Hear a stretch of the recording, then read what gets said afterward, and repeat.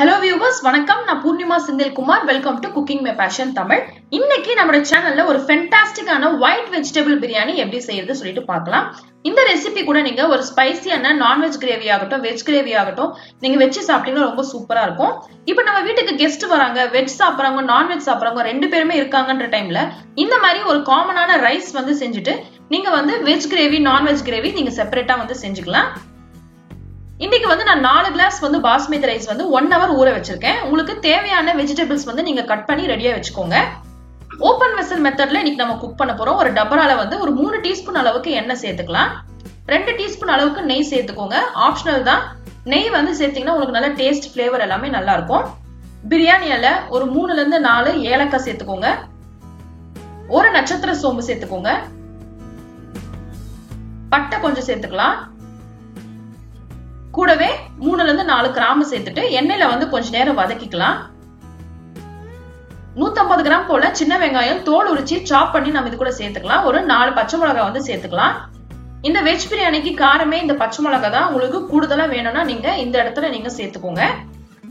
இப்ப 1 டீஸ்பூன் போல இஞ்சி பூண்டு பேஸ்ட் சேர்த்துட்டு நல்லா கலந்து விட்டுடுங்க. இஞ்சி பூண்டு பேஸ்டோட பச்சை வாசனை போன உடனே நம்ம காய்கறிகள்லாம் சேர்க்க ஆரம்பிச்சிடலாம். பச்சை பட்டாணி நான் எடுத்திருக்கேன், அதை சேர்த்துக்கலாம்.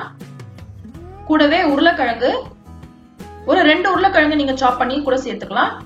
கேரட் ஒரு கேரட் கட் பண்ணி இது கூட சேர்த்திருக்கு. பீன்ஸ் ஒரு 7ல இருந்து 8 நீங்க சாப் பண்ணி இது கூட சேர்த்துக்கோங்க. சேர்த்துட்டு எல்லாத்தையும் நல்லா மிக்ஸ் பண்ணி விட்டுடலாம். காய் கொஞ்ச நேரம் நல்லா வதங்கட்டும்.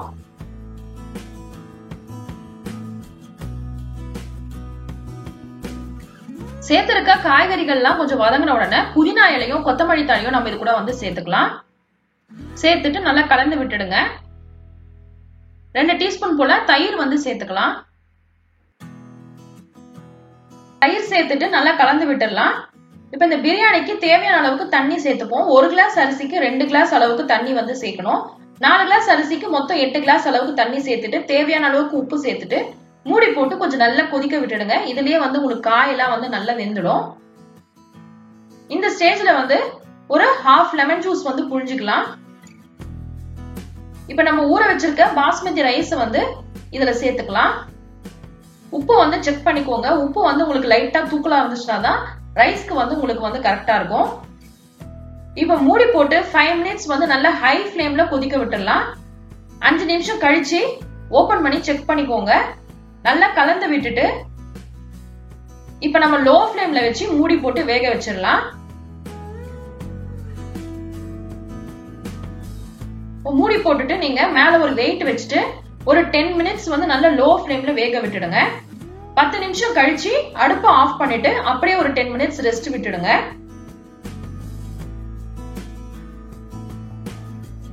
இப்போ ஒரு 10 நிமிஷம் கழிச்சு நம்ம ஓபன் பண்ணி பார்த்தோம்னா சூப்பரான ஒயிட் வெஜிடபிள் பிரியாணி தயார்.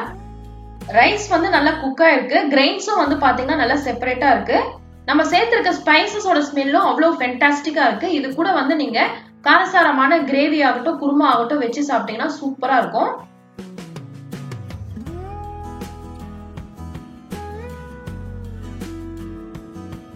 இந்த ரெசிபியை நீங்களும் உங்க வீட்ல ட்ரை பண்ணி பாருங்க. ட்ரை பண்ணி பார்த்துட்டு எப்படி வந்துச்சுன்னு எனக்கு கண்டிப்பா கமெண்ட்ஸ் போஸ்ட் பண்ணுங்க. Thanks for watching this video.